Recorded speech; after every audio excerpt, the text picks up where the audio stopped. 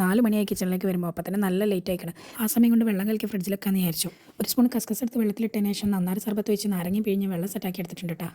നോമ്പെടുക്കുന്ന സമയത്ത് നേരെ തണുപ്പുള്ള ഈ ഒരു വെള്ളം കുടിക്കുമ്പോൾ എന്താ ഒരു റാഹത്തില്ലേ. അപ്പോഴേക്ക് എന്താ ഉണ്ടാക്കേണ്ടതെന്നുള്ള ഒരു ഐഡിയ ഒക്കെ കിട്ടിയിട്ടോ. അപ്പോൾ കുറച്ച് തേങ്ങ എടുത്ത് ചിരണ്ടിട്ടുണ്ട്. അതിലേക്ക് ഒരു 3 മുട്ടയും പൊട്ടിച്ചിട്ട് കുറച്ച് കിസ്മിസ് ഇട്ടിട്ടുണ്ടായിരുന്നേ.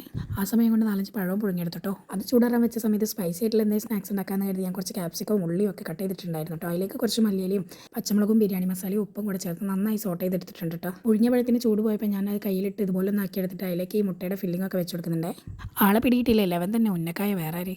അങ്ങനെ ആ പണി അവിടെ കഴിഞ്ഞപ്പോൾ സ്പൈസി സ്നാക്സിന് പിന്നാലെ വീണ്ടും ഓടിയിട്ടുണ്ട് കേട്ടോ. മിക്സിയുടെ ജാറിലേക്ക് 1 കപ്പ് മൈദയോ 1 മുട്ടയോ ഒരു കപ്പ് പാലും ഒഴിച്ചിട്ടുണ്ട് കേട്ടോ. അതുപോലെ തന്നെ കുറച്ച് കുരുമുളകും കുറച്ച് ഉപ്പ് 1/4 കപ്പ് ഓയിലും വെച്ചിട്ടുണ്ടായിരുന്നു കേട്ടോ. അതൊന്ന് നല്ലോണം അടിച്ചെടുത്തതിന് ശേഷം പാന് സെറ്റാക്കി അതിലേക്ക് വെച്ചിട്ട് അതിന് ശേഷം ആ ഫില്ലിങ് അതിന് മുകളിൽ ഇട്ടിട്ടുണ്ടായിരുന്നു കേട്ടോ. പകുതി വെച്ചെടുത്തതിന് ശേഷം ഫില്ലിങ് ഇട്ടിട്ട് അതിൻ്റെ മുകളിൽ ബാലൻസ് ഒന്ന് ബാറ്റർ ഒഴിച്ചു കൊടുത്ത് അതിന് മുകളിൽ നല്ല ഭംഗിക്കായിട്ട് ക്യാപ്സിക്കത്തിന് പീസ് വെച്ച് കൊടുത്തിട്ടുണ്ട്. അപ്പോൾ ഉണ്ടാക്കിയത് എന്താണെന്ന് മനസ്സിലായില്ലേ, ബ്രെഡിൻ്റെ ഇറാനിപ്പോളാട്ടോ.